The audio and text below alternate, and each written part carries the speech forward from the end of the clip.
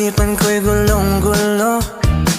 Nagtatanong kung susundan ko siya, dahil ang puso ko ay nabihag nga. Alam mo bang minamahal ko siya, at tunay ang aking nadarama.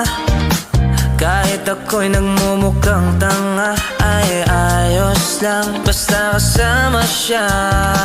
Kahit sabihin pa ng iba, nababaliw na akong talaga. Kahit merong ibang nagcha-cha-cha, nagrurumba, nagsasalsa, pwedeng sabihin nyo to sa kanya.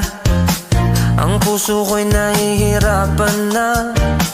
Ano pa bang pwede kong gawin na